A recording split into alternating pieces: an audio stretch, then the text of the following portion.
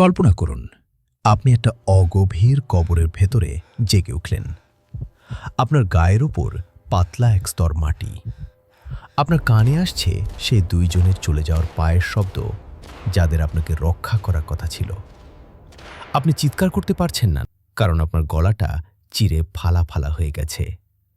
পা ভেঙে চুরমার, শরীরের চামড়া ফেটে হাড় বেরিয়ে আসছে। আর সবচাইতে ভয়ঙ্কর ব্যাপার কি জানেন? আপনি তখনও বেঁচে আছেন।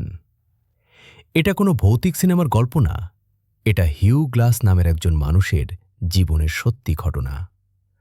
সময়টা ছিল 1823 সাল, সাউথ ডাকোটার বরফ জমা নির্জন বন।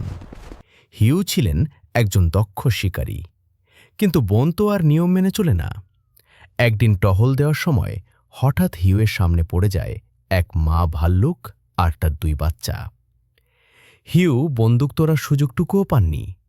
প্রায় 500 পাউন্ড ওজনের একটা বিশাল ভাল্লুক তাকে পিষে ফেলে। সেই আক্রমণ ছিল ভয়াবহ।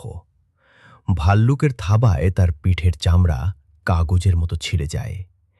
দাঁত দিয়ে কামড়ে হিউয়ের গলা পিষে দেয় ভাল্লুকটা। তার সঙ্গীরা যখন তাকে খুঁজে পায়, তখন তিনি আর আস্ত মানুষ ছিলেন না। রক্তাক্ত এক দলা মাংস আর ভাঙা হাড়ে স্তূপ হয়ে পড়েছিলেন।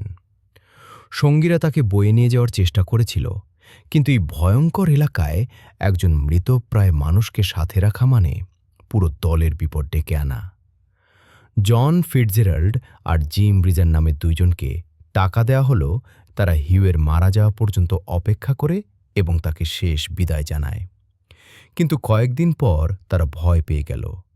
তারা চাইল না একজন আধমরা মানুষের জন্য নিজেদের জীবন দিতে। তাই তারা হিউয়ের বন্দুক, ছুরি আর সব রসদ চুরি করে তাকে একটা গর্তে ফেলে দিয়ে চলে গেল। তারা ভেবেছিল হিউ সেখানে পচে মরে যাবে, কিন্তু হিউ গ্লাস তখনও হার মানেননি। জ্ঞান ফেরার পর তিনি দেখলেন তিনি একদম একা। নেই কোনো খাবার, নেই কোনো অস্ত্র, হাঁটারও কোনো উপায় নেই। সাধারণ কেউ হলে সেখানেই মরে যাওয়ার জন্য অপেক্ষা করত, কিন্তু হিউয়ের মনে তখন জেদ চেপে গেছে। তিনি বুক ঘষ্টে হামাগুড়ি দিতে শুরু করলেন। তাকে পৌঁছাতে হবে ফোর্ট কিওয়াতে, যা সেখান থেকে 200 মাইলেরও বেশি দূরে ছিল।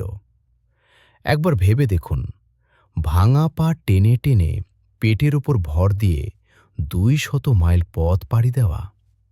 শরীরের ক্ষতগুলো যাতে পচে না যায়, সেজন্য তিনি এমন এক কাজ করলেন যা ভাবলে গায়ের লোম খাড়া হয়ে যায়। তিনি নিজের পচা মাংসের ওপর পোকা দিয়ে রাখতেন, যাতে পোকাগুলো তার শরীরের ইনফেকশন হওয়া অংশগুলো খেয়ে নেয় এবং ঘা পরিষ্কার থাকে। বেঁচে থাকার জন্য তিনি কাঁচা সাপ আর নেকড়ের ফেলে যাওয়া মহিষের হাড়গোড় খেয়েছেন। প্রতিটা মুহূর্ত ছিল অসহ্য যন্ত্রণার। দিনের পর দিন ধুলোবালির ওপর দিয়ে ছেঁচড়ে চলে অবশেষে তিনি একটা নদীর দেখা পান। সেখানে একটা ছোট ভেলা বানিয়ে হিউ বরফ শীতল পানিতে ভেসে চললেন।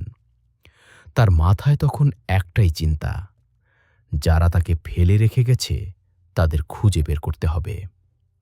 6 সপ্তাহ পর ফোর্ট কিওয়াতে এক অদ্ভুত মানুষ এসে হাজির হল। কঙ্কালসার শরীর, চেনার উপায় নেই, গলার স্বর ফিসফিসে, কিন্তু তিনি তখনও দাঁড়িয়েছিলেন। হিউ গ্লাস শুধু একটা ভাল্লুকের আক্রমণ থেকেই বাঁচেননি, তিনি বেঁচে ফিরেছিলেন এমন এক বিশ্বাসঘাতকতা থেকে যা যে কাউকে ভেঙে চুরমার করে দিত।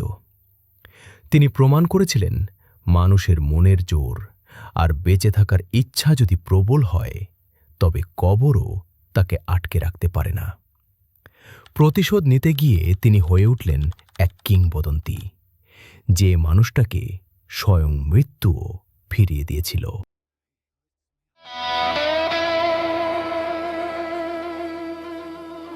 Almost gone.